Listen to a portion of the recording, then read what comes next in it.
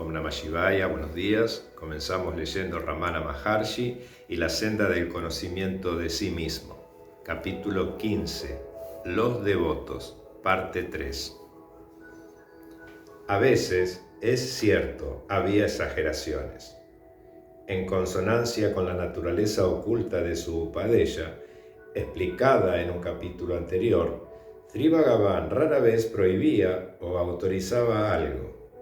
Y sin embargo, aquellos que se embarcaban en prácticas exageradas debieron sentir su desaprobación, aun cuando no se lo confesaran así, puesto que invariablemente empezaban a ausentarse de la sala. Recuerdo un caso en que el equilibrio mental estaba amenazado y Sri Bhagavan dijo explícitamente: ¿por qué ella no viene a verme? Hay que saber cuán escrupulosamente evitaba dar instrucciones explícitas o decirle a alguien que se acercara o se alejara de él. Cuán hábilmente se defendía contra toda maniobra para incitarle a dar una respuesta afirmativa o negativa. De qué modo tan imperativo y precioso era acogida la menor insinuación de su voluntad, a fin de apreciar el significado y valor de tales palabras.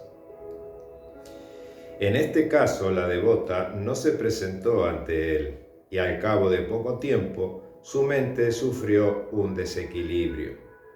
No fue este el único caso. A pesar del ambiente de normalidad, la terrible fuerza que partía de Sri Bhagavan era demasiado intensa para muchos. Es de observar que en tales casos, tan pronto como el equilibrio mental era destruido, la persona rehuía la soledad y empezaba a visitar nuevamente el ashram. Y es de observar también que Sri Bhagavan regañaba entonces a tales personas como si fueran chiquillos mal educados por no haber tenido fuerzas para resistir. En un gran número de casos, empezaba una intensa lucha para colocarla de nuevo bajo su influencia y el paciente volvía a la normalidad. Aun cuando estos últimos casos han de mencionarse para completar el cuadro, no debe por ello creerse, por el espacio que hemos dedicado a los mismos, que fueran muy frecuentes. Al contrario, fueron casos muy raros.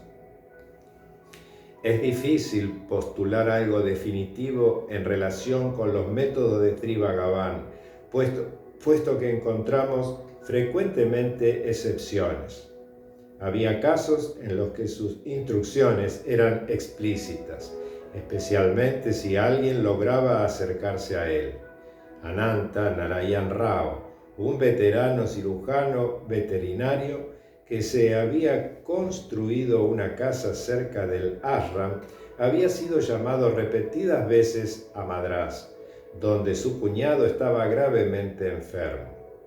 Una vez recibió un telegrama y aun cuando era ya muy tarde, fue a ver a Sri Bhagavan.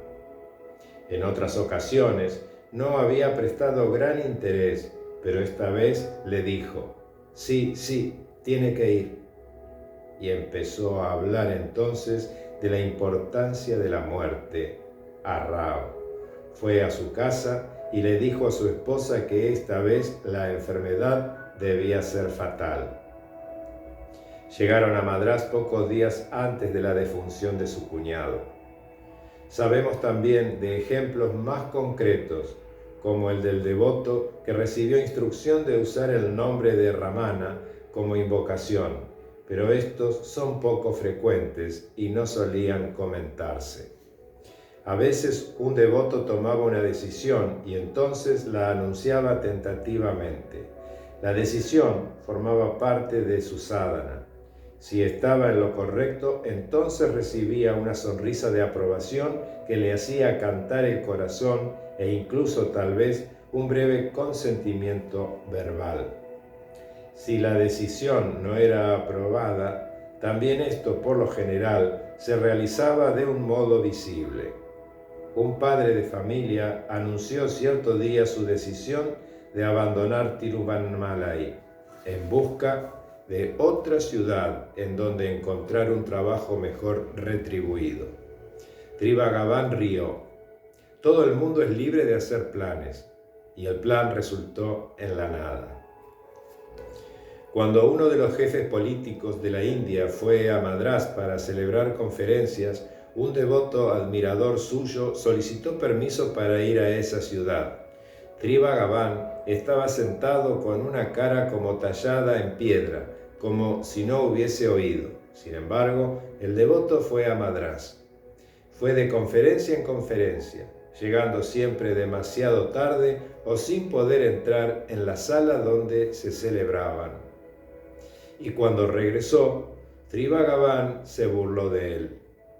¿De modo que te fuiste a Madrás sin permiso? ¿Has tenido éxito en tu viaje? Tan libre estaba de ego que podía hablar y bromear sobre sus propias acciones de un modo tan natural e impersonal como sobre las de cualquier otra persona. La influencia de Tribhagavan era liberar del placer y del dolor, de la esperanza y la ansiedad, que son causadas por las circunstancias, a la felicidad íntima que es la verdadera naturaleza de uno mismo, y comprendiéndolo así, había devotos que jamás pedían nada, ni siquiera en la oración mental, y hacían lo imposible para superar aquellos lazos que dan origen a los deseos.